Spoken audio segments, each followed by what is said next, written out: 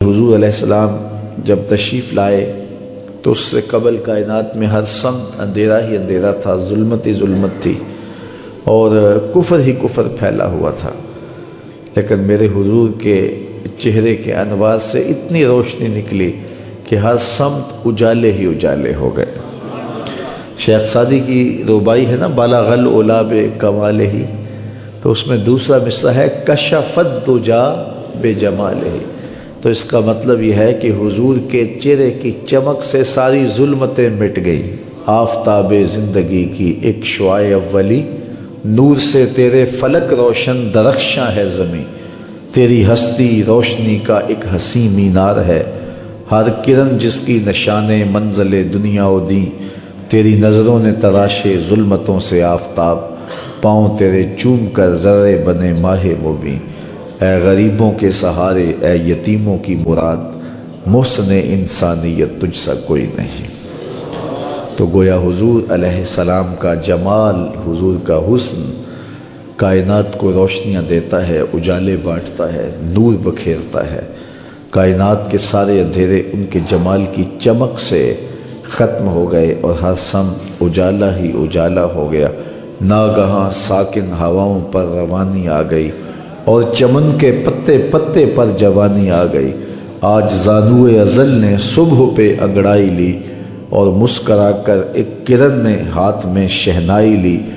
مخزن اسرار قدرت کے امی پیدا ہوئے، غل ہوا دنیا میں ختم المرسلین پیدا ہوئے۔ سیدہ آمنہ سلام اللہ علیہا فرماتی ہیں جب حضور کی ولادت کے لمحے قریب آئے تو ستارے میرے آنگن کے اتنے قریب آ گئے کہ مجھے لگتا تھا میرے ویڑے میں گر پڑیں گے۔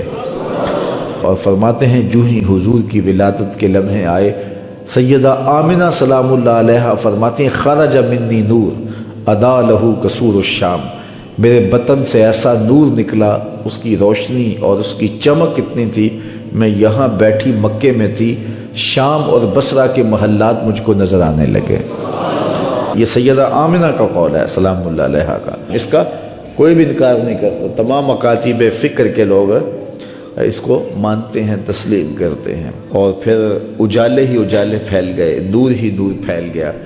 سیدہ عائشہ رضی اللہ تعالیٰ عنہ اس چمک کی کہانی سناتے ہوئے فرماتی ہیں کہ میں ہاتھ میں سوئی لیے کچھ سی رہی تھی کہ میرے ہاتھ سے سوئی گر گئی، اور حضور کے گھر میں جو دیا ہے اس میں جلانے کے لیے تیل بھی نہیں تھا، تو میں پریشان ہوئی کہ اب گمی ہوئی سوئی کیسے ملے گی۔ ایسے میں حضور تشریف لائے تو میں نے عرض کیا تو حضور مسکرا پڑے، جس کی تذکیر سے روتے ہوئے ہنس پڑے، اس تبسم کی عادت پہ لاکھوں سلام۔ تو کہا حضور مسکرا پڑے۔ اب اگلے لفظ سیدہ کے سنیے، فرماتے ہیں فَتُبُيِّنَتِ الْعِبْرَةُ بِشُعَاعِ نُورِ وَجْهِهِ، ایسی روشنی آئی کہ میں نے گمی ہوئی سوئی کو تلاش کر لیا۔ حضرت قاضی ثناء اللہ پانی پتی علیہ الرحمہ نے تفسیر مظہری کے اندر لکھا ہے کہ باقاعدہ عورتیں حلیمہ سعدیہ کے گھر آئیں اور کہا حلیمہ تو اتنی امیر ہو گئی ہے کہ رات کو بھی چراغ نہیں بجھاتی، بڑے بڑے امیر چراغ بجھا کے سو جاتے ہیں، لیکن تیرے گھر میں رات کو بھی چراغ جلتا ہے، تو بڑی غریب تھی اور تیری تو قسم پرسی ضرب المثل تھی، لیکن اب تو اتنی امیر ہو گئی ہے کہ رات کو چراغ بجھا کے نہیں سوتی۔ تو حضرت حلیمہ سعدیہ نے فرمایا آؤ تمہیں بتاؤں میرے گھر میں کون سا چراغ ہے۔ تو باقاعدہ ان عورتوں کو اپنے گھر لے کے گئیں۔ حضور علیہ السلام پالنے میں تھے، پنگھوڑے میں تھے، تو حضور کی طرف اشارہ کر کے حضرت حلیمہ سعدیہ نے کہا ما کننا نحتاج الی السراج من یوم اخذناہ، جب سے یہ پیارا ہمارے گھر میں آیا ہم نے تو سارے دیے توڑ دیے ہیں، دیے کی ضرورت نہ مشعل کی حاجت، عجب روشنی تو نے پائی حلیمہ، بڑی تو نے توقیر پائی حلیمہ، بنی تو محمد کی دائی حلیمہ۔ کہتے ہیں حضرت حلیمہ سعدیہ کو دوسرے کمرے میں روشنی کی ضرورت ہوتی، حضور کو اٹھا کے وہاں لے جاتی،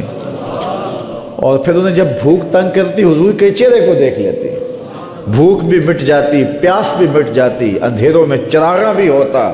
وہ سارا دن تو صحراؤں میں گھوم لیتی تھی، اسے جب بھوک لگتی تھی لبوں کو چوم لیتی تھی۔ اسلام